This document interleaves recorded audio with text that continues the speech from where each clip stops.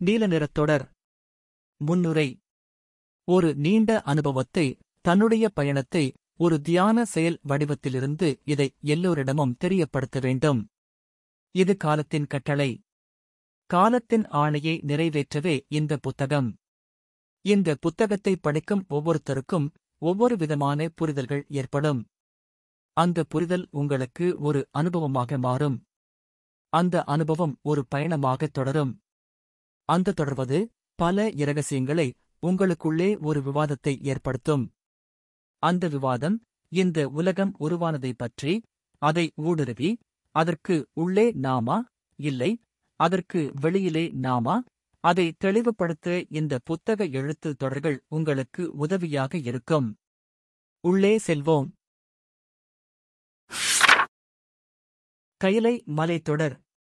India சீனா இதனுடைய அந்த எல்லைத் தொடரில் இருக்கிறது.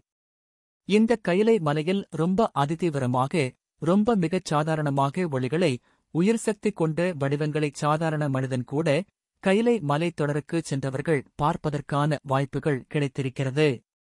ஒரு மழைத்துளி பொழிவது போல் கைலை மலையில் உயிர்த்துளிகள் பொழியப்படுகிறது.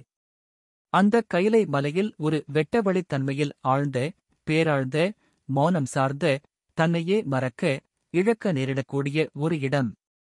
கற்பனையாலும் எட்டிப் பார்க்க முடியாத, எந்த ஆய்வுக்கும் உட்படுத்தி கண்டறிந்திடவே முடியாத பேர் நிஜத்தன்மை கொண்ட நிஜமான உயிர்சக்தி அலைவரிசை திகழ்கிறது. அங்கு செல்பவர்கள் யாருக்கும் தியானம் தேவைப்படாது. ஏனென்று கேட்டால், தியானமாகவே மாறிப்போகக்கூடிய அங்கு சென்ற மனிதர்களுக்கு நிகழும். அது எதுபோன்று நிகழுமென்றால், சுவாசம் வழக்கத்திற்கு மாறாக ஒரு ஆணுக்கோ ஒரு பெண்ணுக்கோ நடக்கும். அது மட்டுமல்லாமல் சுவாசிக்கின்ற காற்றில் ஒரு அழுத்தம் இருப்பதை உணர முடியும். அதனால் ஒருவருக்கு நாம் என்ன செய்கின்றோம் என்று தெரியாத நிலை கூட ஏற்படலாம். நாம் யார் என்று கூட தெரியாத நிலையும் ஏற்படலாம்.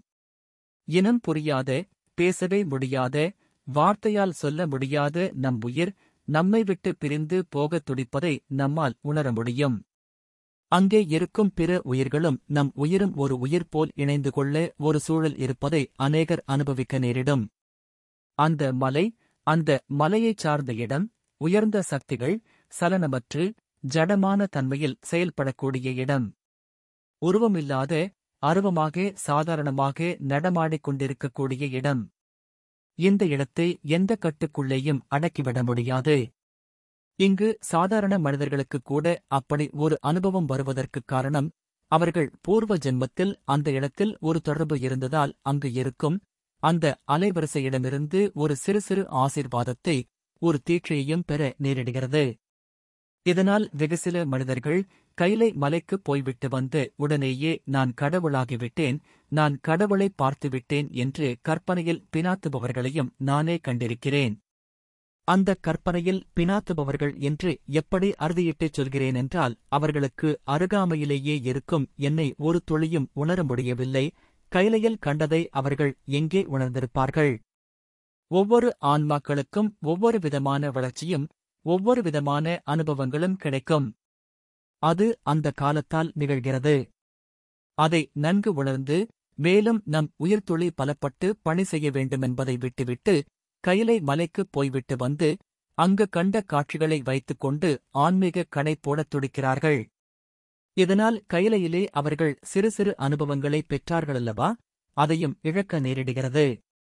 அதனால் கைலை மலைக்குச் செல்ல வாய்ப்பு கிடைத்தால் ஒரு சுற்றுலா பயணி போல் செல்லாமல், உயிரை பலப்படுத்த எந்த எதிர்பார்ப்பும் இல்லாமல் சென்று வந்தால், அங்கு உங்கள் வாழ்க்கை, இந்த பிறப்பு, இறப்பு என்ற இந்த சுழற்சியை எப்படி தப்பிப்பது, அதிலிருக்கின்ற இரகசியம் என்ன என்பதை, யாரைச் சென்று பார்க்க வேண்டுமென்பதையும், ஒரு முழுமையான உன் பயணத்திற்கு அங்கு ஒரு பணி துவங்கும் என்பதை உணர்ந்து கொள்ளுங்கள். மீண்டும் சொல்கிறேன், கைலை மலை, அதிசயம், ஆனந்தம் என்று வார்த்தைக்குள் ஜாலம் செய்யும் இடம் இல்லை. அது ஒரு நிஜமான, சித்தர்கள் வாழும் ஒரு உலகம் என்று சொல்லலாம். அது ஒரு சித்தர்களின் இராஜ்யம் என்றும் சொல்லலாம். அங்கு நடப்பது அனைத்தும் சித்தர்கள் செயலாக இருக்கும். அதுவே கைலை மலை. இன்னும் விரிவாக உள்ளே இருப்பதை சொல்ல வேண்டும்தான். இன்னொரு சந்தர்ப்பம் அமைந்தால் இன்னும் விரிவாக எழுதுகிறோம்.